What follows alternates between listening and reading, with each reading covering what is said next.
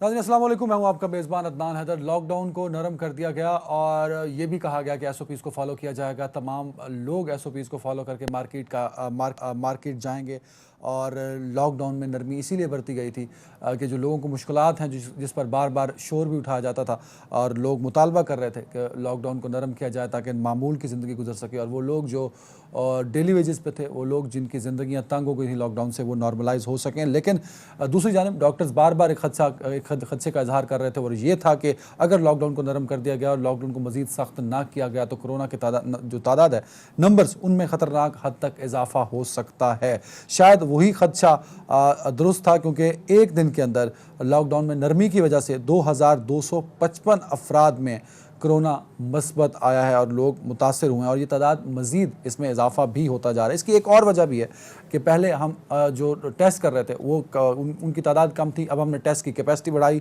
Number of test बढ़ाना शुरू किए और जिस वजह से ये तादाद भी बढ़ना शुरू हो गई। लेकिन दूसरी जानिब लॉकडाउन नरम करने के बाद मुख्तलिफ शहरों का अगर पर नज़र डाली जाती है, मुख्तलिफ टीवी चैनल्स पर आप वीडियोज़ देख रहे होंगे, लाहौर, कराची, मुल्तान, इस्लामाबाद, रावलपिंडी, पेशावर, इवन कोयटा भी, वो शहर जहां आबादी कम है वहां भी मार्केटों में शदीद रश पाया जाता है और किसी भी तरह की एसओपीज़ को फॉलो करने की जसारत लोग नहीं कर रहे।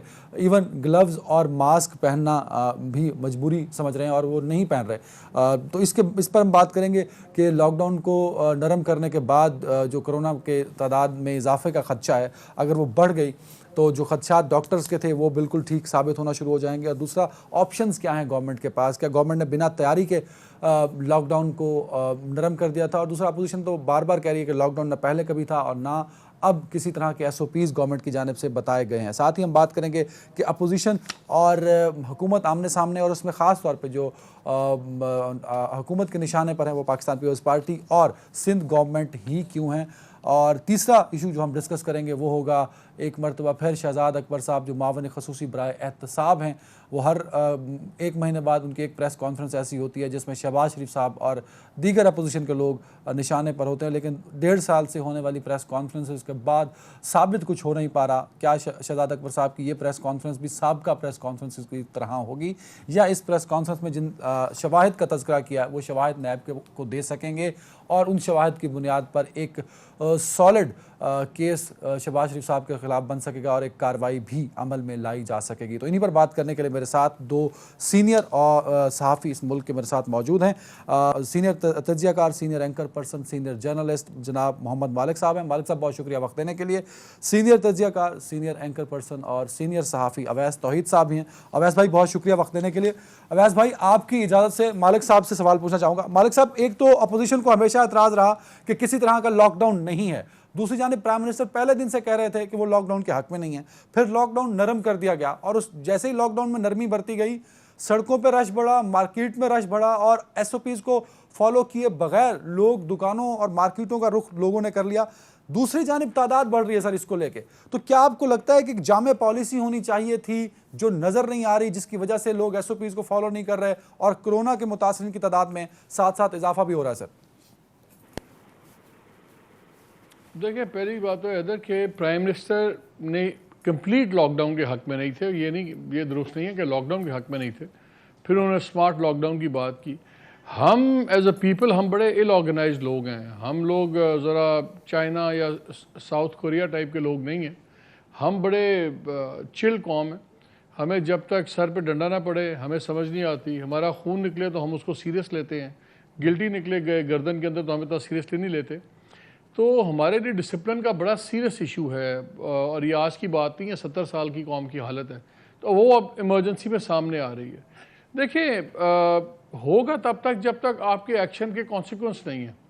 इस वक्त अगर आप लॉकडाउन नहीं ऑब्जर्व करते, अगर आप दुकानदार हैं, कुछ हैं, आपको उसकी कोई कीमत अदा नहीं करनी पड़ रही। आज जिस तरह एकदम कराची की मैं ख़बरें देख रहा था, उसमें कुछ सेंटर सील हुए, कुछ दुकानें सील हुई। ये कुछ फ़ाइन होंगे, कुछ सील होंगी तो शायद थोड़ा सा रिएक्शन आए। लेकिन मेरा ख्याल है एक मसला और है जी। गवर्नमेंट ने शायद फैसला कर लिया है, एक अनडिक्लेयर्ड फैसला, जो वो है ना हर्ड इम्यूनिटी का कॉन्सेप्ट, कि एक तादाद से जब बहुत ज़्यादा लोगों को एक कोई वायरस हो जाता है जिसको 60% प्लस कहते हैं, तो फिर एक सोसाइटी में इम्यूनिटी आ जाती है। मेरा ख्याल है गवर्नमेंट अब उधर ही जा रही है। और अगर आप कुछ दिन पहले एक बयान देखिए ज़फ़र मिर्ज़ा साहब का, मेरा ख्याल है मेहर का इंटरव्यू था डॉन में, तो उस पर भी उन्होंने हर्ड इम्यूनिटी की बात की। फिर मेरे प्रोग्राम के अंदर मैंने असद उमर साहब को लिया हुआ था, उन्होंने भी हर्ड इम्यूनिटी की बात की। तो आई थिंक ये अब फैसला हो गया कि जो हमारी कौम की जो हरकतें हैं, जिस तरह के हम लोग हैं, जिस तरह के डिसिप्लिन हैं, उनको समझ आ गई है कि यहाँ हर्ड इम्यूनिटी ही होगी। उसका नुक्स ये है कि खुदा न खास्ता अगर हर्ड इम्यूनिटी वाली तरफ हम जाते हैं तो जब पीक एक बहुत ज़्यादा होगी तो एक लेवल पे आके बहुत ज़्यादा अमवात होने का ख़दशा है। क्योंकि 55-60% लोगों को जब वायरस होता है फिर हर्ड इम्यूनिटी होती है, जिसको आप ग्रोही कह लें कि एक मालिक साहब कता कलामी की माजरत चाहूंगा। डॉक्टर्स, मेडिकल एक्सपर्ट्स ये राय रखते हैं पाकिस्तान के बारे में कि दुनिया भर ने तो मिलियंस में टेस्ट किए ना, जिनका हवाला बार बार दे के हम कहते हैं कि खुदा का शुक्र है कि पाकिस्तान में उस मुल्क जैसे हाल नहीं। भाई कभी ये तो बताओ ना कि उस मुल्क ने कितने मिलियंस टेस्ट किए। मालिक साहब पाकिस्तान में तो जब मैं आपसे बात कर रहा हूं जो रिपोर्टेड टेस्ट हो चुके हैं वो 3,17,699 हैं सिर्फ, उसमें से 34,000 आपके मुतासरीन में से आ गए। अगर यही टेस्ट 3 मिलियन पे ले जाओ तो खुदा ना खास्ता ये नंबर तो सर 4 लाख में चला जाएगा। नहीं, खाली टेस्ट का नहीं है, दूसरा अमवात का डेटा हमारा ठीक नहीं है, क्योंकि हम वो लोग गिन रहे हैं जिनको मौत से पहले कोरोना कंफर्म था, और वो अगर मरीज़ मरता है तो हम उसको गिनते हैं। किसी का स्वॉब मरने के बाद नहीं हो रहा। सो अगर एक आदमी इस वक्त हॉस्पिटल में आता है और उसको सांस की शदीद तकलीफ़ है और वो बेचारा फौत हो जाता है टेस्ट से पहले, तो ये उसको कोरोना की मौत नहीं गिनते, ये उसको गिनते हैं एक पल्मोनरी डिजीज़ से, जी एक ये रेस्पिरेटरी डिजीज़ से बंदा मर गया।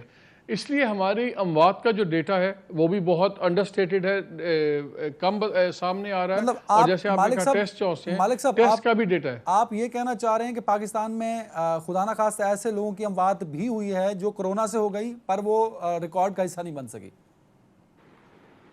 बिल्कुल, देखिए कोरोना क्या कर रहा है, कोरोना कुछ और डिजीज़ को एग्रेवेट करता है। अगर हार्ट का मरीज़ है उसकी डिजीज़ को जोर प्रेशर पड़ रहा है, जिसकी लंग्स की डिजीज़ है उसको प्रेशर कर रहा है, इसका पहला हमला आपके रेस्पिरेटरी सिस्टम पे होता है। हमारे मुल्क में अगर आप पुराना डेटा निकाल लीजिए तो आपके 65-70% जो लोग थे उनको वाटरबोर्न, 80% को वाटरबोर्न डिजीज़ थी, पानी से था। गंदा पानी है पाकिस्तान में, साफ़ पानी नहीं है, उनकी डिजीज़ थी। बाकी पोल्यूशन और उसकी वजह से तकरीबन 60% से ज़्यादा लोग पहले से ही सांस की बीमारियों में मुब्तला हैं। तो जब कोरोना उनको होता है तो सबसे पहले वो आपके लंग्स और सांस के जो अज़ा हैं इनको हर्ट करता है, तो एग्रेवेट करता है। तो आज अगर कोई बंदा आके सांस की बीमारी से फौत होता है तो वो उसकी बहुत ज़्यादा चांसेस हैं कि उसकी सांस की बीमारी जो बड़ी है, ज़्यादा ख़राब हुई है, वो कोरोना की वजह से हुई है। लेकिन जब उसका कोरोना टेस्ट ही नहीं होगा तो मर जाएगा, तो वो तो नॉर्मल डेथ काउंट होगी। Got the point. अवैस भाई मेरा सवाल लॉकडाउन से रिलेटेड था। मालिक साहब की राय ये है और शायद वो ठीक कह रहे हैं, मैं उसको इंडोर्स भी कर रहा हूँ कि प्राइम मिनिस्टर मुकम्मल लॉकडाउन के हक में कभी नहीं रहे थे। अपोजिशन तो बार बार ये कहती है कि भाई लॉकडाउन तो इस मुल्क में कभी नज़र ही नहीं आया। फिर लॉकडाउन को करने के बाद जब उठा लिया गया तो लोग रैंडमली बाहर निकले सर, सैलाब की तरह। तो लगा ये कि शायद गवर्नमेंट के पास एक जामे पॉलिसी नहीं थी कि अगर हम लॉकडाउन को रिलीफ दे रहे हैं, उसमें नरमी कर रहे हैं, तो उसको एग्जीक्यूट कैसे करेंगे। अवैस भाई अदनान देखिए, ये तो कोरोना ने सिखा दिया ना मालिक और हमें और आपको कि हम जो है वो बीमारी के बारे में इतनी तफसील से बात कर सकते हो कि हर्ड इम्यूनिटी क्या है। और देखिए जो आपने सवाल किया ना, देखिए आप क्या करते हैं, आप ये करते हैं कि जी जो दूसरे ममालिक हैं दुनिया के उनके मॉडल को देखते हैं और उसके बाद इम्प्लीमेंट करने की कोशिश करते हैं। तो ये तो पूरी दुनिया के हर मुल्क के लिए एक ऐसा हौलनाक तजर्बा था जिससे उसको गुजरना था। किसी को भी ये नहीं पता था कि ये वायरस कब तक रहेगा, किस तरीके से मुंतकिल हो रहा है और इसकी वैक्सीन कब तक हो जाएगी, क्या होगा। तो हर मुल्क में तजर्बे हुए हैं। अब एक मॉडल है चाइना का, दूसरा मॉडल है इटली और स्पेन का, फिर उससे बिल्कुल मुख्तलिफ मॉडल है यूके और अमेरिका का। ये सारे डेवलप्ड कंट्रीज हैं, इनके हेल्थ इंफ्रास्ट्रक्चर जो है हमारे यानी कि तीसरी दुनिया के ममालिक से कहीं बेहतर है। और इनके उसमें भी कैपेसिटी का इशू आया, वेंटिलेटर्स का इशू आया, पीपीईस का इशू आया। इसके अंदर आप देखिए कि ये कहना, देखिए मिसकंसेप्शंस होते हैं ना, ये कहना कि अल्लाह खैर करेगा और जब होगा तो देखेंगे, मौत तो लिखी हुई है। अब ये जब आप यहाँ से शुरू करेंगे तो मिसकंसेप्शंस जड़ पकड़ते हैं, जोर पकड़ते हैं। और आज तक यही बात कहना कि जी यहाँ पर अल्लाह का शुक्र है कि दूसरे ममालिक से कम है, तो भाई इसमें मुआवजा तो ना करें, क्योंकि अभी तक आपके पास एक बहुत बड़ा मॉडल नहीं आया है जिसकी बुनियाद पे आप कह सकते हैं कि नहीं हमारे यहाँ हमने 72 लाख टेस्ट किए हैं जिस तरह अमेरिका में है, या 40 लाख किए हैं जिस तरह जर्मनी में है, या 25-30 लाख साउथ कोरिया में किए हैं। तो आपके पास एक इनिशियल डेटा जो अब 3-3.25 लाख के बाद आया, उससे आपकी 10% से ज्यादा के करीब शरह है, और वही शरह मोर और लेस पूरी दुनिया के ममालिक में है जहां पे इन्फेक्शन ने जोर पकड़ा। तो अब आपको ये तो पता चल गया कि आप दूसरी दुनिया से मुख्तलिफ नहीं है, ये इन्फेक्शन उतना ही डेडली है। फिर दूसरा, पैगाम का गलत पहुंचाना लोगों तक, यानी कि कई महीने तक यही मैसेज आपके और हमारे मोबाइलों पर गूंजता रहा कि ये जानलेवा मर्ज नहीं है। अरे भाई, ये जानलेवा मर्ज नहीं है तो फिर तो लोगों को आप एक तरह से अजीब ही तरीके से एजुकेट कर रहे हैं। उसके बाद मुख्तलिफ एतराज़ात हुए, उसके बाद उन्होंने उसकी तस्दीक की।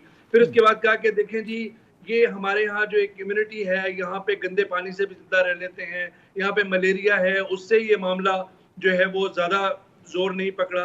नहीं भाई, ऐसी बात नहीं है। अभी जिस वक्त मैं बात कर रहा हूँ, अभी मेरी बलूचिस्तान के अंदर सहाफियों से बात हुई है, 100 के लगभग टेस्ट हुए हैं, और उसमें से मालिक ये देखिए कि 30 के करीब पॉजिटिव केसेस हुए हैं। 30 जर्नलिस्ट जो है, मीडिया वर्कर्स, एक वेंटिलेटर पे है सेटेलाइट, इसकी रेशो देखें, और अभी 30-35 का रिजल्ट बाकी है। तो इसका मतलब 40-50% तो आपके रिजल्ट पॉजिटिव आ रहे हैं। तो कहने का मकसद ये है। फिर उसके बाद देख लीजिए, एक मजहबी तबका है, उन्होंने कहा नहीं जी, हमने तहज्जुद भी यहीं पढ़नी है, हमने अफ्तार भी यहीं करनी है, हमने बाजमात करनी है, ये मजहब के खिलाफ है। जामिअतुल अज़हर का फतवा उनको सादर नहीं आता।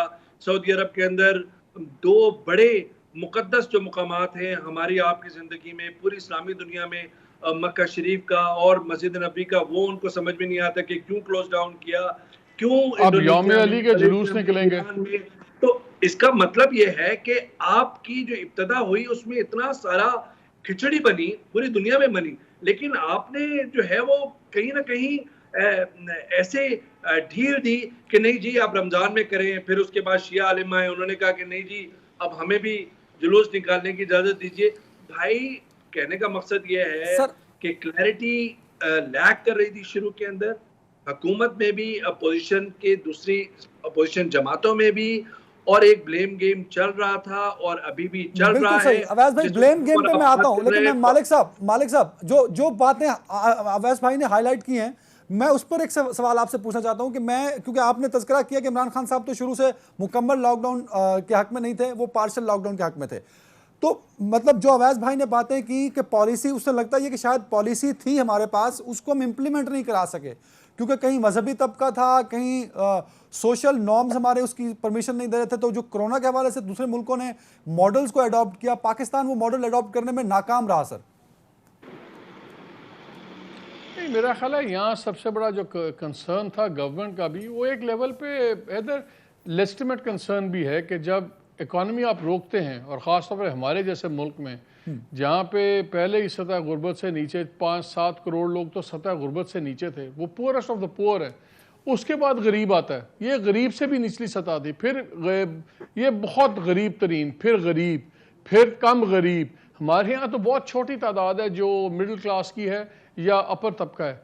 तो गवर्नमेंट का कंसर्न मेरा हमने सबसे बड़ा माशी था कि ये कहाँ से हम करेंगे, कैसे करेंगे, और वही चीज़ सामने आई है, उसमें समझ नहीं मुझे आ रही। लेकिन ये एक कोऑर्डिनेटेड बेहतर हो सकता था। जो हमने ट्रेजिकली झगड़ा देखा सिंध का सेंटर के साथ, सेंटर का सिंध के साथ, और एक चीज़ नज़र आ गई है, जो हमारी गवर्नमेंट कैपेसिटी है, एडमिनिस्ट्रेटिव कैपेसिटी, वो बिल्कुल ज़ीरो हो गई हुई है। और ये हुई भी है ओवर द ईयर्स, जब आपने सिफारशी भर्ती कर कर के और मेरिट को ख़त्म किया है। ऐसे मौक़े भी नज़र आता है, ऐसे मौके जब आप तालीमी मेयार आपको तब नज़र आता है जब आप CSS का इम्तिहान करते हैं और पता लगते हैं सिर्फ 5% लोग पास हुए हैं। जब आपकी डिग्री इस दुनिया में नहीं लोग मानते तो पता लगता है तालीम आपकी तबाह हो गई है। जब क्राइसिस आता है तो गवर्नमेंट की आपकी ऑफिशियल सिस्टम की कैपेसिटी समझ आती है, वो सामने नज़र आ गई है। हेल्थ का निज़ाम हम सबको पता था बहुत बुरा है, लेकिन जिस बुरी तरह एक्सपोज हुआ वो सूबों के अंदर भी वो तमाम वो अब नज़र आ गया है। आई थिंक ये कोरोना तो अब अपने फ्लो में ही जाएगा, और मेरा ज़ाती ख्याल अगर आप पूछ रहे हैं तो ये हर्ड कम्युनिटी के बाद ही इम्यूनिटी के बाद ठीक होगा। लेकिन कम से कम ये हो गया है इसके बाद कि एक सीरियस प्रायोरिटी नंबर 1 बन गया है हेल्थ इस मुल्क में, जो आज से बहुत अर्सा पहले बन जाना चाहिए था। अनफॉर्चुनेटली ये कोरोना के आने से ही हमारी कुछ आंखें खुली हैं आम लोगों की भी, और एक फोकस डिबेट शुरू हो गई है हेल्थ फैसिलिटीज के ऊपर। मालिक साहब, तो अवैध साहब, जिसको कहते हैं ना, अवैध साहब शायद इससे इख्तलाफ कर रहे हैं। मैं चाहूंगा मैं टाइम आपको ही देना चाहता हूं कि अवैध साहब अगर इख्तलाफ करें तो उस पर राय जरा ले लूं मैं अवैध साहब से। जी अवैध भाई। नहीं, मैं देखिए, हाँ, जारी बात है, वो एक सही पैराए में कर रहे हैं। ये जिस तरह की रविश लग रही है जो सड़कों पे, रोडों पे, मस्जिदों में, इमाम बारगाहों में, मार्केटों में, और जो आउटलेट्स हैं उसके बाहर खवातीन की लंबी लाइन। ईद भाई किसके लिए मनाएंगे अगर वायरस इस तरह फैला हुआ है? कहाँ पे कपड़े लेके जाएंगे आप, किस तरीके से? खैर, जो हर्ड इम्यूनिटी पे जो बात हुई है, देखिए दुनिया में हर्ड इम्यूनिटी का कॉन्सेप्ट अभी तक कहीं पे इम्प्लीमेंट नहीं हुआ। बोरिस जॉनसन ने ये बात की थी यूके के, और फिर उनको पछताना पड़ा। इस वक्त 1.5-2 लाख के करीब है, और वो खुद वेंटिलेटर के करीब से, बिल्कुल मौत के करीब से देख के वापस आए हैं रिकवर होके। तो हर्ड इम्यूनिटी का जो कॉन्सेप्ट था वो रिसर्चर्स ने, साइंटिस्ट ने, डेवलप कंट्रीज में, यूके के अंदर एक डिबेट हुई, अमेरिका के अंदर किसी हद तक ये फिलर छोड़े गए, लेकिन दोनों देख लीजिए, एक तरफ 1.5 मिलियन के करीब केसेस हैं, और वहां पे जहां पे हजारों के करीब, न्यूयॉर्क के अंदर हजारों वेंटिलेटर्स हैं, जहां का गवर्नर एंड्रू क्यूमो इस वक्त जो है बिल्कुल वार पाथ पे है ट्रम्प के साथ, इसी बात पे पहले दिन से कि हर्ड इम्यूनिटी नहीं हो सकती। तो मैं समझता हूं कि पाकिस्तान के अंदर, पाकिस्तान में, मैं एक मिनट बस मालिक, मैं कह रहा हूँ हर्ड इम्यूनिटी की जो रविश जो दिखाई दे रही है, जिसकी बुनियाद पे मालिक भी कह रहे हैं और जिसकी बुनियाद पे और लोगों के भी ये पॉइंट ऑफ व्यू बन रहा है, मैं समझता हूँ कि इस वक्त भी वक्त है, हाथ अभी भी हाथ के में आपके कुछ ना कुछ है। और ये वार्निंग्स दी हैं कुछ मिनिस्टर्स ने, असद उमर साहब ने और प्रोविंशियल मिनिस्टर्स ने। मैं समझता हूँ कि अगर ये रविश रही तो पाबंदी लगानी चाहिए, मार्केट्स पे, ताजरों पे पाबंदी लगानी चाहिए, वरना फिर इतना इनको खमियाजा भुगतना पड़ेगा हर्ड इम्यूनिटी का हमारी सोसाइटी के अंदर, हमारे हेल्थ इंफ्रास्ट्रक्चर के साथ। मैं समझता हूँ, इन माय हम्बल ओपिनियन, मेरी नाक़िस राय में, मैं नहीं समझता कि ये एक सही रविश की तरफ जा रहा है मामला। जी जी मालिक साहब हैदर, इसमें देखिए प्रॉब्लम ये है कि पेपर में बिल्कुल ठीक लगता है कि आप इम्प्लीमेंट करें, आपकी पुलिस वाले खुद कन्विंस नहीं है। वो जब अपने घरों में बैठते हैं, अपने गांव में बैठते हैं, हम तो सबको जानते हैं, वो इस तरह ही शहजादे बन के बैठे होते हैं जैसे सब इम्यून है। आपका हर तबका जौन सा है वो खुद ही कन्विंस नहीं है। मैं अब नाम क्या लूँ, मुझे 2-3 दिन पहले एक बड़े पढ़े लिखे MNA साहब का फ़ोन आया लाहौर से, और उन्होंने मेरे से वी हैड एन आर्गूमेंट, यार तुम क्या बातें कर रहे हो, क्या नहीं, मैं अपने दफ्तर में जा रहा हूँ, सब ठीक है, ऐसे ही है यार, ये है वो है। फ्रॉम आ लॉ मेकर से लेके हमारे जो से एडमिनिस्ट्रेटर्स हैं, हमारे जो एग्जीक्यूशन हैं स्टेट पॉलिसी के, वो खुद इसमें स्टेक होल्डर नहीं है। वो खुद इसके ऊपर जितना उनका कैजुअल एटीट्यूड है जो क्रिमिनल हद तक है। और जो आप बात कर रहे हैं हर्ड इम्यूनिटी की, वेस्ट लेट से अगर आप बात करें स्वीडन की भी, वहाँ पे भी ये बात चल रही है और हो भी रहा है। हर्ड इम्यूनिटी का अंडर साइड क्या, यही तो उसकी खौफनाक साइड है कि वो इम्यूनिटी की स्टेज पे आने से पहले आपको बहुत ज़्यादा अमवात देखेंगे आप।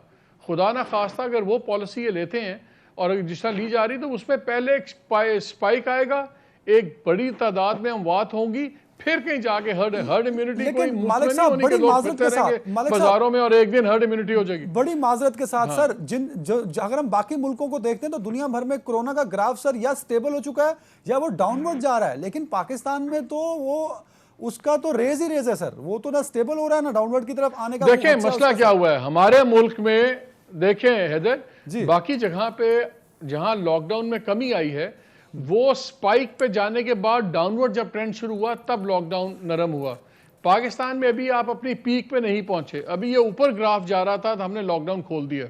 इसलिए ये खुदा ना खास्ता बड़ी खतरनाक चीज है, ये सबसे मुख्तलिफ इस तरह है। आप कह रहे हैं कि लॉकडाउन खोलने की टाइमिंग गलत है। मालिक साहब आप कह रहे हैं कि लॉकडाउन खोलने की टाइमिंग गलत मेरा थी। ख्याल है कि मेरा ख्याल है कि ये इनको 2-4 हफ्ते, और इन्होंने खुद कहा था वजीर आजम ने कि मई के 15 से 25 तक हम जो सी है हम स्पाइक देखेंगे। आपको याद है प्राइम मिनिस्टर साहब ने जी खुद जी कहा जी था, जी। यही इनके बाकी लोग कह रहे थे। तो मेरा ख्याल है कि जो नरमी होनी चाहिए थी, बेहतर था कि जो इनकी अपनी टारगेट स्पाइक पीरियड था उसके बाद करते। आइडियल तो बिल्कुल सही। सिचुएशन नहीं है, मुझे ब्रेक पे जाहिर जाना था, है ब्रेक पे देखने जाना के है। लिए बड़ा अवैस भाई मुश्किल एक है। कमेंट कर दीजिए इसी पे कि कोरोना कंट्रोल नहीं हो रहा, ग्राफ बढ़ी जा रहा है, और हमने एक ऐसे लम्हे में जो मालिक साहब ने जिसका तज़किरा किया कि जब हम पीक की तरफ जा रहे हैं, हमने चीज़ों को रिलैक्स करना शुरू कर दिया। अवैस भाई। अदनान अदनान अदनान देखिए, बात सुने, ये तो टू बिगिन विद ये एक मुश्किल डिसीजन था कि जी स्मार्ट लॉकडाउन करना चाहिए, कंप्लीट लॉकडाउन करना चाहिए। अभी तक पूरी दुनिया के अंदर बहस हो रही है, तो इसका मतलब ये है कि आप सिर्फ हुकूमत को मुर्द इल्जाम नहीं ठहरा सकते। हाँ, ये जरूर है कि आपने लॉकडाउन की जो मुद्दत है वो आपने स्मार्टली मेरे ख्याल में प्ले नहीं की है, इन प्लेस नहीं की है। अभी तो ये पीक हो रहा है ना, अभी तो स्पाइक एक आ रहा है कि पहले 500 आ रहे थे केसेस, उसके बाद 700 आ रहे थे, 1000 आ रहे थे, अब तो 2000 से ज्यादा तजावुज कर गए। इसका मतलब है कि ये it is actually upward trend आप देख रहे हैं, which is a dangerous sign. दूसरे ममालिक के अंदर ये हुआ है कि जब वो पीक की तरफ जा रहा था तो उन्होंने लॉकडाउन किया हुआ था। यार आप ये देखिए, मुझे तो हैरत होती है नान कि ये गन पॉइंट पे कौन सा लॉ एनफोर्सिंग एजेंसीज और कौन सी हुकूमत जो है आवाम को बता सकती है कि नहीं, आपकी जान न सिर्फ आपकी जान खतरे में है, बल्कि आप अपने घर वालों की, अपने दोस्तों की, पूरे माशरे की जान को खतरे में डाल रहे हैं। इनको समझ में नहीं आता, पकौड़ों पे जलेबियों पे दौड़े जा रहे हैं, आगे आगे ईद की शॉपिंग किए जा रहे हैं ना बगैर उसके। कल छोटी सी मिसाल दूंगा, मैं मार्केट पे, मैं तो बाहर ज्यादा कम नहीं कर रहा हूँ बिल्कुल, एक मुझे सिर्फ दुकान पे रुकना था, मैं 3 लोगों को मैंने कहा मास्क पहने, प्लीज आपने मास्क अपने होठों से नीचे रखा हुआ है, इसको ऊपर कीजिए। तो कहने का मकसद ये है कि एक रिस्पॉन्सिबिलिटी भी नहीं है। इटली के वजीर आजम ने इतनी डेथ्स के बाद उन्होंने सिर्फ एक पैगाम दिया जब उन्होंने लॉकडाउन में नरमी की, उन्होंने कहा अगर आपको इटली से प्यार है तो अपनी एहतियात कीजिए। वहां पे तो एक एक चीज मार्क है। तो अभी तो हमारा माशरे के अंदर हाइजीन है ही नहीं, सफाई का निजाम है ही नहीं बदकिस्मती से। तो आप एक हाइंडसाइट पे आप देखें कि ये बिल्कुल अगर सही, गॉट द पॉइंट बेहतर हो सर, जाए, बिल्कुल हेल्थ सही। ब्रेक पे इंफ्रास्ट्रक्चर जाना, मुझे बेहतर हो जाए। ब्रेक पे जाना नाज़रीन, और ब्रेक के बाद सिंध और वफाक खिलाफ खबरें तो आप सब ने सुनी पढ़ी अभी होंगी, और टेलीविजन स्क्रीन पर ये इख्तलाफ देखा भी होगा। लेकिन मालिक साहब से मैं पूछूंगा कि जो खबरें हम तक पहुंच रही हैं या नज़र आ रही हैं, क्या वाकई इख्तलाफ की वजह कोरोना की वो पॉलिसीज़ हैं जिन पर दोनों को एतराज़ है, या इसके पीछे कोई और वजह भी हो सकती है? एक ब्रेक के बाद।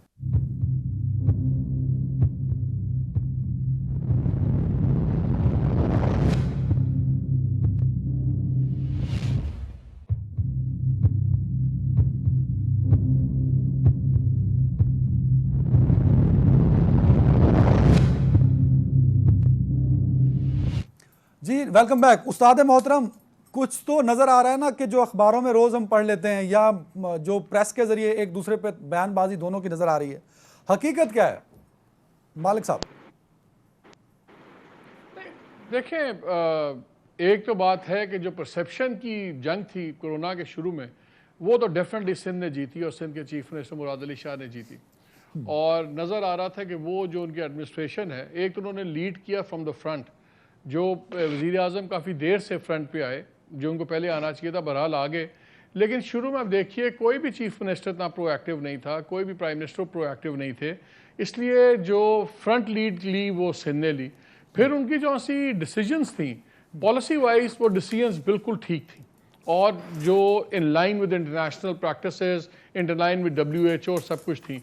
और एक फ़र्क आपने देखा है कि 2 सूबों में जहाँ 2 पढ़े लिखे, जेन्युइनली पढ़े लिखे और एक अच्छे एक्सपोजर वाले चीफ मिनिस्टर्स थे, वो सिंध था, बलूचिस्तान था। बलूचिस्तान की रिसोर्सेज छोड़ दें, तफ्तान की कंट्रोवर्सी अपनी जगह है जिस तरह अचानक लाई गई, लेकिन उनकी पॉलिसी अप्रोचेस दोनों की ठीक थी।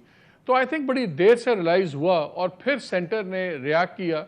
ग्राउंड पे बहुत से निकायस थे, वो अवैस बेहतर बता सकेंगे, वो तो कराची में टाइम भी गुजारते रहे हैं, लेकिन जो हमने रिपोर्ट्स भी देखते रहे हैं कि ग्राउंड पे उस टाइम इम्प्लीमेंटेशन भले नहीं थी सिंध की, लेकिन पॉलिसी डिसीजंस ठीक थी।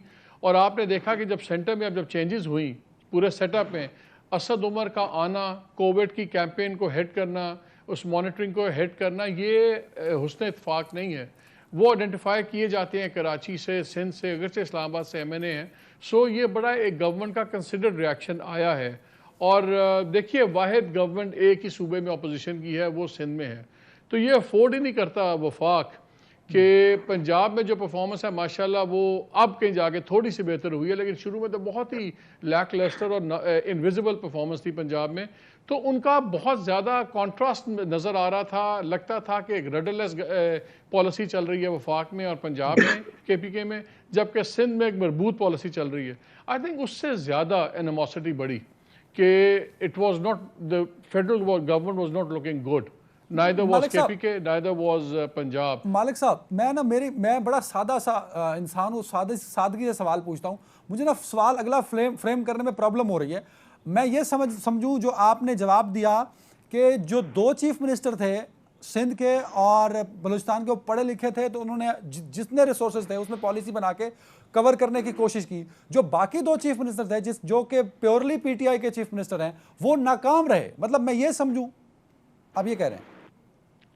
नहीं, बिल्कुल। मेरा पढ़े लिखे तो ये भी हैं, ये भी कोई अनपढ़ नहीं है, पढ़े लिखे हैं। पंजाब वाले भी लॉ की डिग्री वाले हैं। बात एक्सपोजर की बात है। मेरा ख्याल है कि जितना प्रोएक्टिवली उन 2 चीफ मिनिस्टर्स का रोल सामने आया है, ख़ास तौर पर सिंध के चीफ मिनिस्टर की हम बात कर रहे हैं, I think proactively policy level के ऊपर उनका रोल बड़ा अच्छा रहा है, बड़ा प्रोएक्टिवली रहा है। और जिसको मीडिया की आप जंग कहते हैं, इंप्रेशन की जंग कहते हैं, तो जिसको कहते हैं ना हवा किसकी बनी, हवा बनाई चीफ मिनिस्टर सिंध ने, और उस पर फिर फेडरल गवर्नमेंट ने रिएक्ट किया। बाकी तो उनके बिल्कुल ठीक है, बिल्कुल ठीक है। अवैस भाई, शुरू में परसेप्शन की जंग उनकी थी। अवैस भाई प्रोएक्टिव रहे और एक्टिवली उन्होंने उन चीज़ों को हैंडल किया, इसीलिए वो तनकीद की जद में आ गए और फेडरल गवर्नमेंट सारी की सारी उनके खिलाफ हो गई। ये मालिक साहब की राय है। मालिक साहब ये भी कह रहे हैं कि जिन सूबों में प्योरली पीटीआई की गवर्नमेंट है और पीटीआई के टिकट पर जीतने वाले चीफ मिनिस्टर हैं, वो दोनों नाकाम रहे हैं अब तक इस फेज के अंदर। अवैस भाई?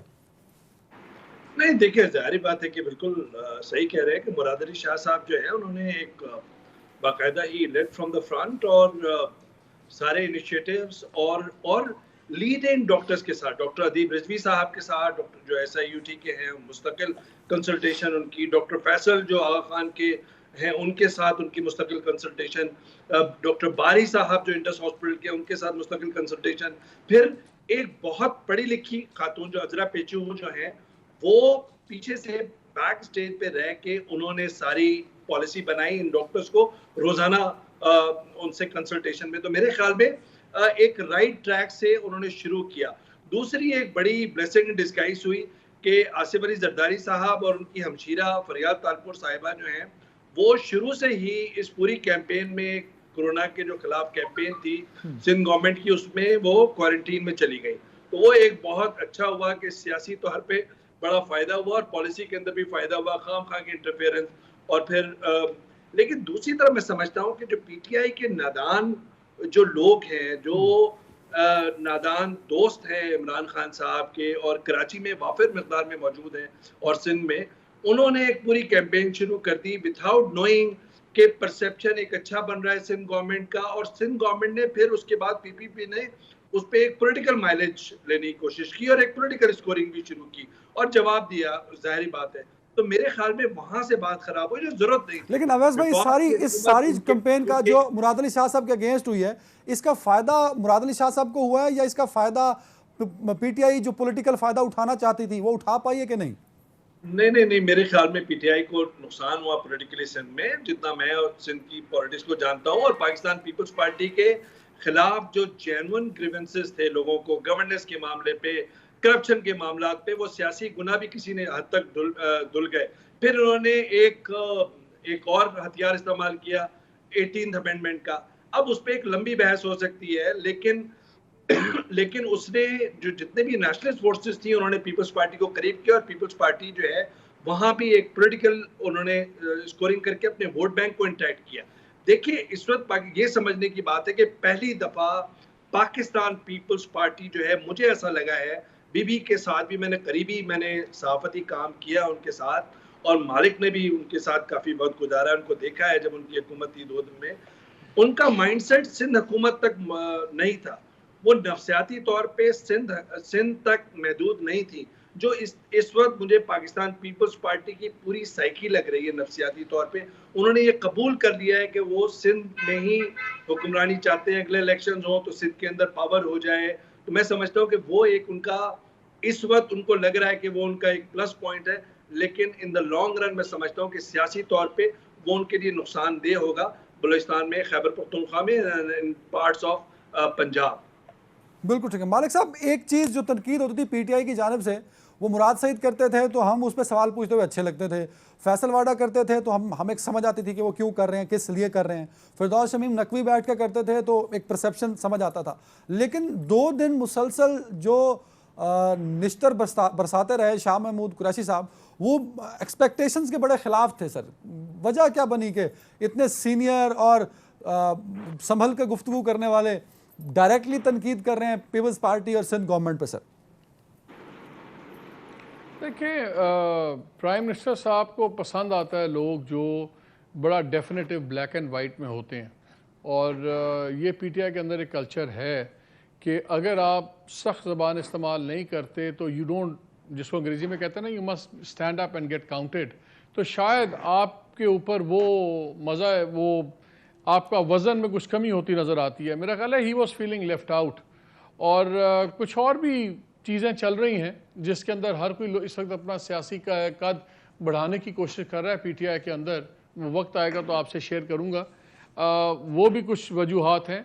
लेकिन जो करंट डिस्पेंसेशन है उसके अंदर वज़ीर आज़म के सामने हर कोई नोटिस होना चाहता है, और क्योंकि इस वक्त बंदूकों का रुख सिंध की तरफ था तो हर किसी ने अपना अपना हिस्सा डालना था। तो मेरा ख्याल है शाह महमूद साहब ने भी अपना हिस्सा डाला। मालिक साहब, क्या शाह महमूद साहब को के लिए किसी तरह का खतरा हमें तो नज़र नहीं आता? मतलब अब तो बड़े बड़े जो आस पास के बुर्ज थे वो गिर गए, अब सिर्फ प्राइम मिनिस्टर साहब हैं और दूर खड़े शाह महमूद कुरैशी नज़र आते हैं हमें। मतलब मैं अपनी बात कर रहा हूँ, तो बड़ा वाज़ेह ग्राउंड है, उसमें ज़रूरत नहीं है। मैं बिटवीन द लाइंस आपको कह देता हूँ, हर किस्म के एम्बिशंस होते हैं, तो उन एम्बिशंस को थोड़ा सा फीड करना पड़ता है। कभी मैं इस टाइम पे इतना ही कहूँगा, जब आप एमएनए होते हैं तो आप वज़ीर बनना चाहते हैं, जब आप वज़ीर होते हैं तो आप उसके आगे जाना चाहते हैं। तो बस अभी यही रोक लें बात। अच्छा चलो, मैं बड़े सादा लफ्ज़ों में और पूछ लेता हूँ। मतलब आप ये कहना चाह रहे हैं कि प्राइम मिनिस्टर इमरान खान साहब के लिए शहबाज गिल और शाह महमूद कुरैशी दोनों एक जैसे हैं, दोनों को एक खास रास्ता अख्तियार करना पड़ेगा उनके सामने अपलिफ्ट होने के लिए, मतलब ये समझूं मैं? नहीं नहीं नहीं नहीं नहीं, this would be very unfair. Shah Mahmood का वज़न जौन सा है और उनका अपना कद है वो टोटली डिफरेंट है, तो ना ऐसी ज्यादती ना किया करो, ऐसी शरारतें ना किया करो। तो ना तो वो बेचारा शहबाज गिल को ना मरवाओ बीच में। ये जो चीज़ें हो रही हैं ये they are way above Shahbaz Gill के पे चेक से बहुत ऊपर की बातें। अच्छा चलो, अब अवैस भाई कुछ जी इनपुट दे दें। मालिक साहब ने नहीं दिया मेरे सवाल का जवाब, बाईपास हो गया। उस्ताद मोहतरम से मैं काउंटर सवाल भी नहीं पूछ सकता। अदनान, मैं ऐड करना चाह रहा हूँ, जो मालिक कह रहे थे, मेरा उनसे थोड़ा सा अलग व्यू है कि ये एक डिलिबरेट अटेम्प्ट है तहरीक इंसाफ की लीडरशिप की और वज़ीर-ए-आज़म इमरान खान साहब की to present Shah Mahmood Qureshi in the parliament. एक तो बहुत अच्छा बोलते हैं अंग्रेजी में, उर्दू में, कई ज़बानों में अबूर है, पढ़े लिखे हैं, प्रेजेंटेबल हैं, लेकिन उनका चुनाव मैं समझता हूँ कि सियासी तौर पर इस तरह किया है कि पाकिस्तान पीपल्स पार्टी की सफ़ों में से एक कदावर शख्सियत जो साबिक वज़ीर ख़ारजा थे उनको प्रेजेंट किया। उनको पता था कि पीपल्स पार्टी की जो लीडरशिप है असेंबली में और सेनेट में दोनों जगहों पे वो आड़े हाथों लेगी हुकूमत को, तो इस वजह से वज़ीर आज़म खुद नहीं आए पार्लियामेंट में या upper house of the parliament के अंदर, बल्कि शाह महमूद कुरैशी साहब को सामने किया। पीपल्स पार्टी किया का सीगा मैं किस में समझूं कि प्राइम मिनिस्टर को एतमाद में लेके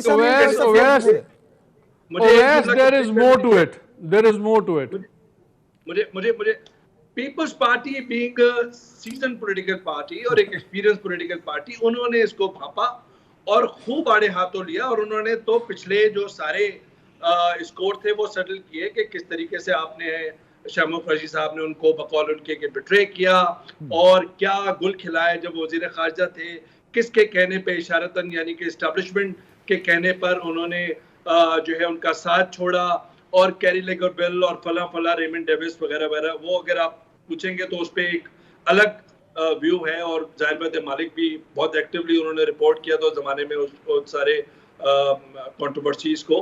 तो कहने का मकसद ये है कि it was a political move and there was a counter move by the Pakistan Peoples Party leadership, और मैं समझता हूं कि शाह महमूद कुरैशी साहब कहीं ना कहीं इस गिरदाव में कहीं ना कहीं लूज किया उन्होंने। बिल्कुल सही। In my मालिक साहब शुक्र है कोई डिफरेंट ओपिनियन आया, मेरे सवाल से मिलता जुलता जवाब सर अगर मिल जाए मुझे तो। अब तो वास भाई की राय है, मेरा सवाल नहीं है सर। मेरा देखें, मेरा सवाल, मेरी बात बड़ी सादी सी है, कोई कॉम्प्लिकेटेड नहीं है। शाह महमूद साहब की कुछ उड़ान है आजकल, ठीक है, उस उड़ान को कुछ काटा गया और बस वक्ती तौर पे इतना ही काफ़ी है। सर वो उड़ान या तो चीफ मिनिस्टर पंजाब हो सकती थी या वजीर खारजा, आम बंदियां वास्ते कह रहे हैं सर। ਤੁਸੀਂ ਹੁਣ ਆਮ ਜਨ ਪਬਲਿਕ ਨੂੰ ਤਾਂ ਨਾ ਕਨਫਿਊਜ਼ਨ ਵਿੱਚ ਪਾਓ ਮਾਲਕ ਸਾਹਿਬ। ਹਾਲੀ ਛੱਡ ਦਿਓ ਨਾ, ਹਾਲੀ ਛੱਡ ਦਿਓ, ਫਿਰ ਕਿਸੇ ਦਿਨ ਕਰ ਲਾਂਗੇ। ਸਰ ਕੋਈ ਨੇੜੇ ਤੇੜੇ ਸਰ मतलब रेड जोन तो लंघदे दस दो ना, मतलब कुछ क्लैरिटी सर, ताकि अवैज भाई और मैं अगला सवाल पूछ सकें आपसे। किससे? नहीं कुछ वो शेक्सपियर में कहता है ना, ओ माय वॉल्टिंग एम्बिशन, तो बस कुछ वॉल्टिंग एम्बिशंस हैं जो कुछ हैं, बस अभी छोड़ दें। अच्छा मैं चलो, कह नहीं सकता अभी। मैं एक और बात इसमें एडिशनल पूछ लेता हूँ। इस सारी कैंपेन का जो कोरोना के बाद सिंध गवर्नमेंट को खास तौर पे लेके पीटीआई ने शुरू की, उसकी सियासी पॉइंट स्कोरिंग का जो फायदा, जो टारगेट था, जो मकसद था, वो पीटीआई को हासिल हुआ या नहीं हुआ सर मालिक साहब? मेरा ख्याल है अब इस वक्त सारे अदनान, मेरा ख्याल है अब इसको कहते हैं ना, एक क्राइसिस फटीग हो गई हुई है। आई थिंक शुरू में उन्होंने कुछ गेन किया, थोड़ा बहुत गवर्नमेंट ने गेन किया, ओवरऑल ज़्यादा तो अभी भी आई थिंक वैसे एग्री करता हूँ कि पीपल्स पार्टी ने ज़्यादा गेन किया, लेकिन इस वक्त इवेंट्स जिसको कहते हैं ना, इवेंट्स ओवरटेक कर गए हैं। अब माशी मसले, सेहत के मसले, अब ये दोबारा ऑन ग्राउंड रियलिटीज़ जो सी हैं, ये सियासी बयानात से अब आगे की बात है। और अगर अब खुदा न खास्ता अब अगर स्पाइक बहुत खौफनाक हुआ, अल्लाह ना करे हो, अगर हुआ तो फिर एक नया राउंड ब्लेम गेम का शुरू होगा, जिसमें सिंध गवर्नमेंट कहेगी देखें हमने तो पहले ही कहा था, फेडरल गवर्नमेंट कहेगी ये तो सूबाई मसला है, हमने तो एक पॉलिसी बनाई, कंट्रोल आपने करना था, फिर फिंगर पॉइंटिंग शुरू होगी जो काफ़ी बदसूरत हद तक जाएगी। क्योंकि अब अगर खुदा न खास्ता गेम हुई तो उसमें बहुत ज़्यादा लोगों की जानें गई होंगी और इसका डायमेंशन चेंज हो जाएगा बहस का। अभी तक लोगों ने इसको कैजुअली लिया है, अमवात हुई हैं लेकिन रिलेटिवली बहुत कम हुई हैं। शुरू के हफ्ते थे, इकोनॉमिक हार्डशिप्स हुई, लेकिन अब उनकी तकलीफ़ बहुत बढ़ रही है। तो अब जब तकलीफ़ बहुत बढ़ेगी माशी और साथ अमवात होंगी, साथ बीमारी का फैलाव अगर बहुत तेज़ हुआ, तो अब ये जो ब्लेम गेम है ये बड़ी खौफनाक किस्म की सीरियसनेस इसमें आएगी। बिल्कुल ठीक। अवैस भाई मैं आपसे ज़रा सवाल ज़रा सियासी पॉइंट ऑफ व्यू से पूछूंगा। जब भी आफत कोई आती है, मुल्क के अंदर सियासी जमातें अगर हुकूमत में होती हैं तो बड़ा एक्टिवली वो रोल प्ले करती हैं ताकि अगले इलेक्शन में या लोकल बॉडी के इलेक्शन होते हैं, जब वोटर्स के पास हो जाएं तो उनके पास सॉलिड ग्राउंड्स हों कि फ़लाँ आफत आई थी, हम आपके पास आए थे, हमने ये इकदाम किए। जैसे शहबाज शरीफ साहब या नून लीग डेंगू को लेके अपना हमेशा प्रचार करते हैं कि उन्होंने किस तरह उस मसले को टैकल किया। ये एक बड़ा अच्छा मौका भी था किसी हद तक, मतलब एक बड़ी मुश्किल वक्त है इस कौम के लिए, लेकिन पॉलिटिकली अपने वोटर्स को पर साबित करने का कि they can deliver, they can perform, किया नहीं तहरीक इंसाफ ने ग्राउंड लेवल पे पंजाब और KPK में सर? नहीं Adnan, to be fair, yes, बहुत ज़्यादा उसमें शॉर्टफॉल्स होंगी, सब कुछ होगा। आप ये देखें ना, सुप्रीम कोर्ट का काम नहीं है कि जो है वो आप इस तरह के कामों में जो है वो आप हुक्म सादर करना शुरू कर देंगे। कुछ नहीं हुआ, सब कुछ ख़त्म हो गया, आपने वबा को ख़त्म कर दिया, तो उससे लोगों में मायूसी फैलती है और सियासी जमातों में भी। देखिए मेरे और आपके लिए बड़ा ईजी है, मालिक के लिए हम लोग अकाउंटेबल ठहराते हैं क्योंकि हम ही इलेक्ट करते हैं इनको, लेकिन हर वक्त इनके क्रिटिसाइज करना भी सही बात नहीं है। ये देखिए कि 2010 का एक हौलनाक जो है वो सैलाब आया था, लेकिन अमवात कितनी हुई थी? 216। कोई उसके बाद वबाई मर्ज नहीं फूटा। लेकिन हमने कहा पीपल्स पार्टी वाले भी चोर हैं, PMLQ वाले भी चोर हैं, नून लीग वाले भी चोर हैं, जमींदार भी चोर हैं, जागीरदार भी चोर हैं। ऐसा एक जो मैं समझता हूँ कि जो हमारे हालात है, मारूजी हालात, जो ज़मीनी हकायक है, वो बिल्कुल डिफरेंट है। यहाँ पर 2-2.5% सोशल सेक्टर, एजुकेशन, हेल्थ में खर्च हुआ है जब से हम वजूद में आए हैं, ये पूरा हमारी रियासत, हमारा मुल्क। तो अब ये देखना है कि आपके जो आने वाला बजट है, वफाकी बजट, उसमें आप सोशल सेक्टर में कितना देंगे, अस्पतालों की हालत आप किस तरह बेहतर करेंगे, तालीमी इदारों को किस तरह बेहतर करेंगे, गरीबी से किस तरह आप निकाल सकते हैं। ये जो सिलाई मशीनें बांटने का जो कॉन्सेप्ट है उसको ख़त्म होना चाहिए, चैरिटी को ख़त्म होना चाहिए, इंडस्ट्रियलाइजेशन होनी चाहिए। तो एक लंबी बहस है अदनान, लेकिन मैं समझता हूँ कि सियासी कुव्वतों को ब्लेम गेम में नहीं पड़ना चाहिए जो इस वक्त पार्लियामेंट में पड़े, लेकिन हर चीज़ में हमें भी ब्लेम नहीं करना है। एक दो टर्म्स हैं, एक ड्यूजोर और एक डिफैक्टो।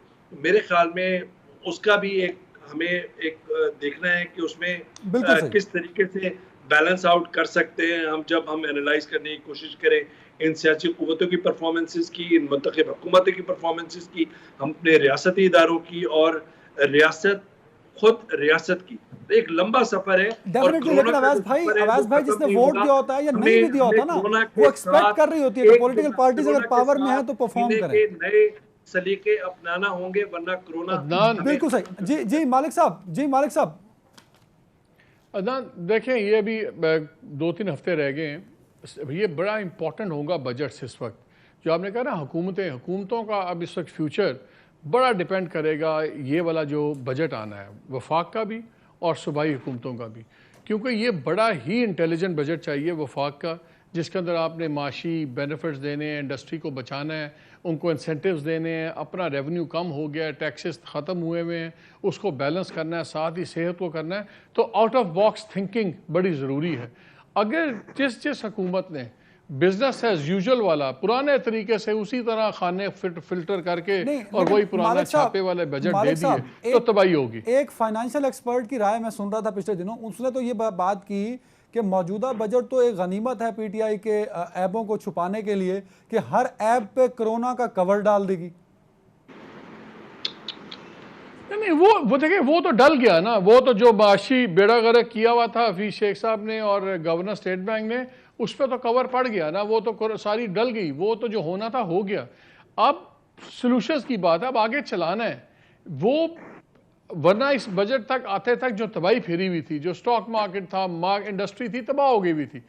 वो तो बहाना मिल गया, वो कवर मिल गया, लेकिन अब आगे सॉल्यूशंस आने हैं ना। अब आगे इन्होंने बताना है क्या करना है क्या नहीं करना, आगे गवर्नमेंट चलानी तो है। सो आई थिंक ये जो बजट्स हैं ये बड़े क्रिटिकल हैं अब, बहुत ज़्यादा। ये खाली माशी इसके कॉन्सिक्वेंसेज नहीं है, इसके सीरियस पॉलिटिकल रिजल्ट्स हैं इसके।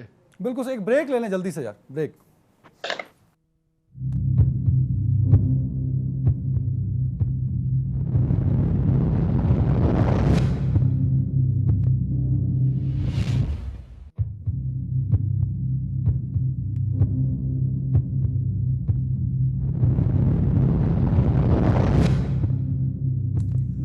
मालिक साहब, अगर नाकाम हो गए वो लोग जिनको खजाना संभालने के लिए स्पेशल तौर पे प्राइम मिनिस्टर साहब लाए थे, तो क्या उनकी नाकामी के बाद कहीं उनकी तब्दीली हो सकती है सर, या उनकी नाकामियों को अपनी खूबसूरती बना के इमरान खान साहब साथ रखेंगे अपने?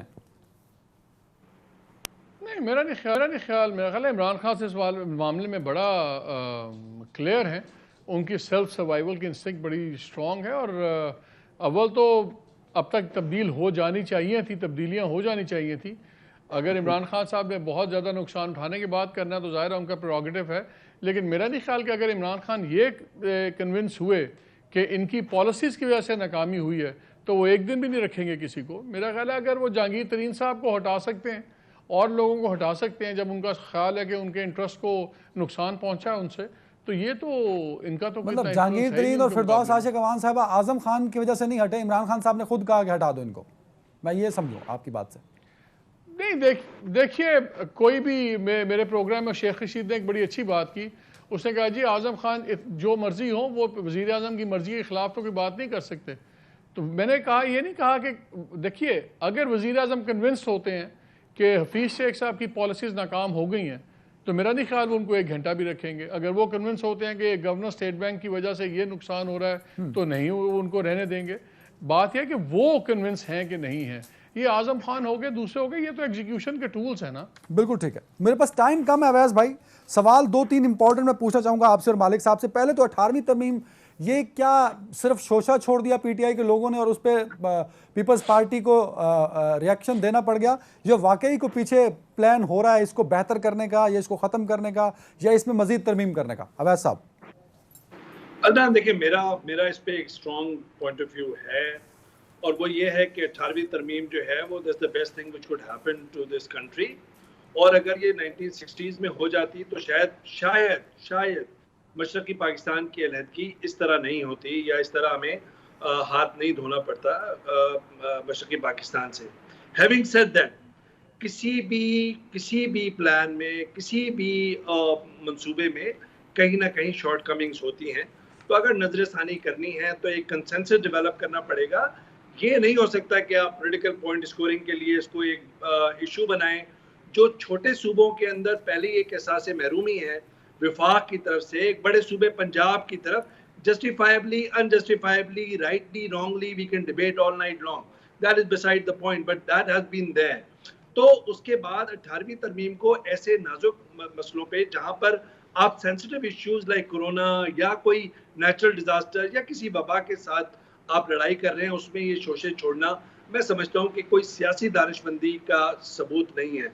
दूसरी बात ये कि जो 18वीं तरमीम में मैं समझता हूं कि पाकिस्तान पीपल्स पार्टी को सियासी फायदा होगा अगर आप ये पीटीआई के मिनिस्टर्स या उनके इंडिविजुअल जो हैं अगर इसको इशू बनाने की कोशिश करेंगे। पाकिस्तान पीपल्स पार्टी कैश करेगी इस पे।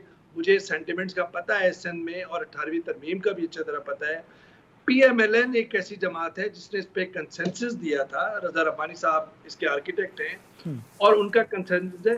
सिर्फ उनके साथ कहीं ना कहीं कोई बहुत एक्सट्रीम पोजीशन अगर कहीं जाए 18वीं तरमीम पे तो शहबाज शरीफ साहब इज केपेबल कि कहीं बैक ट्रैक कर दें, पिछला गियर मार दें, जिस तरह अभी एक्सटेंशन के मसले पे हुआ था। लेकिन मुझे ऐसा नहीं लगता क्योंकि 2/3 मेजॉरिटी चाहिए। बिल्कुल ठीक। मुझे 18वीं तरमीम एक सियासी शोषे से ज्यादा, सियासी नारेबाजी से ज्यादा, प्रेस कॉन्फ्रेंस से ज्यादा कुछ नहीं लगता। मालिक साहब, आपकी राय के साथ साथ मैं अगर एक एडिशनल चीज दे दूं, मंडे को शेख रशीद साहब मेरे साथ थे प्रोग्राम में, उन्होंने एक बात की मेरे साथ, वो ये थी कि उन्होंने कहा जी 18वीं तरमीम हो जाएगी क्योंकि नैब में जो तरमीम है उसमें नून लीग को एतमाद में लेके दोनों काम हो जाएंगे। जरा अब आप आपकी तरफ जो आप बात कर रहे हैं साथ में ये भी ले लें। मेरा ख्याल है कि अभी कोई वफाक में कोई ऐसी ख्वाहिश नहीं है कि सूबों के जो से इख्तियारात हैं वो सल्ब किए जाएँ या कम किया जाए। मेरा ख्याल है ये झगड़ा सारा NFC का है, फाइनेंस कमीशन के अवार्ड का है। जब आप उसमें देखते हैं कि 62% डिविजिबल पूल का जा रहा है रिसोर्सेज का सूबों को, ये सारी बहस 18वीं तरमीम की चलेगी। आई थिंक जो फेडरल गवर्नमेंट चाहती ये है कि बड़ा एक मसला बनाएं और NFC पे कॉम्प्रोमाइज़ हो जाए और बाकी 18वीं तरमीम को ना छेड़ा जाए। सो आई थिंक ये एक दिखाने की बहस ज़्यादा है, लेकिन जो असल इशू है वो NFC है, वो रिसोर्सेज की डिवीज़न है। बाकी आपका क्या ख्याल है? सेंटर में देख लें, क्या शफ़क़त महमूद को फ़र्क पड़ता है कि एजुकेशन पॉलिसी जो सी है वो सिंध की कौन बना रहा है, KPK मालिक साहब, बना रहा है? NFC में तो ऑलरेडी वफाक के पास 43% तो आता ही आता है ना सर, तो क्या इस 43 से बढ़ाना चाहती है वफाक? नहीं, कम आता है ना पहले। नहीं, वो वही वफाक का इशू है कि उसमें फिर वो तो पूरा आपको अलग प्रोग्राम चाहिए कि जो वफाक की इसके ऊपर इश्यूज हैं कि कौन से एक्सेसिव खर्चे हमें पड़ते हैं, लेकिन हम उसमें रिसोर्सेज की सारी, मसला एक छोटी सी एग्जांपल है, वफाक कहता है डैम हम बनाते हैं, सारा खर्चा डैम बनाने का हमारा, लेकिन रॉयल्टी सूबों की। सिमिलरली अगर रेकोडेक का है तो रेकोडेक मलकियत है सूबाई हुकूमत की, लेकिन जब इंटरनेशनल अवार्ड होता है बिलियंस ऑफ डॉलर्स का, वो वफाक ने अदा करना है। तो वो ये जो बैलेंस चीज़ों का है कि जो इख्तियारात सूबों के पास हैं, जो उसका बाकी चीज़ें भी, जिम्मेदारियां भी साथ जाए ना, तो ये NFC के अंदर इश्यूज दूसरे हैं, रिसोर्सेज हैं सीधी सीधी। अच्छा सर, मेरे पास आखिरी एक आध मिनट बच चुका है, मैं ये पूछना चाहूँगा कि असद उमर साहब मिले अपोजिशन के कुछ लोगों से, जो अपोजिशन से मुलाकातें हो रही हैं वो किस मकसद के लिए हो रही हैं, और क्या शहबाज शरीफ साहब की जो यकदम खामोशी हुई, लैपटॉप से उठे और खामोश हो गए, उसके पीछे वो भी कोई वजह हो सकती है? सर मैं यही सवाल अवैस भाई आपसे पूछ रहा हूँ। अवैस भाई, जो अपोजिशन से मुलाकातें हैं हुकूमती हलकों की जानिब से, ये किस वजह से हैं सर?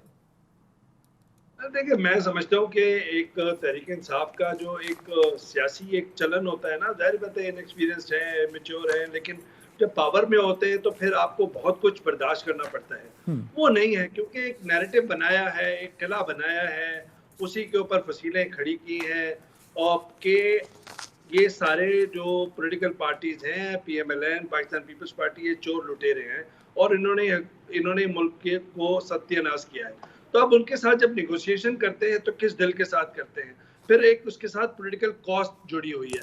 मैं समझता हूँ कि पॉलिटिकल कॉस्ट के डर के मारे, क्योंकि जब भी उनके साथ बैठेंगे, जब भी कहीं कंसीड करेंगे, पॉलिटिक्स कंप्रोमाइजेस का नाम है, पॉलिटिक्स रिजिडिटी का काम नहीं है, पॉलिटिक्स फ्लेक्सिबिलिटी का नाम है।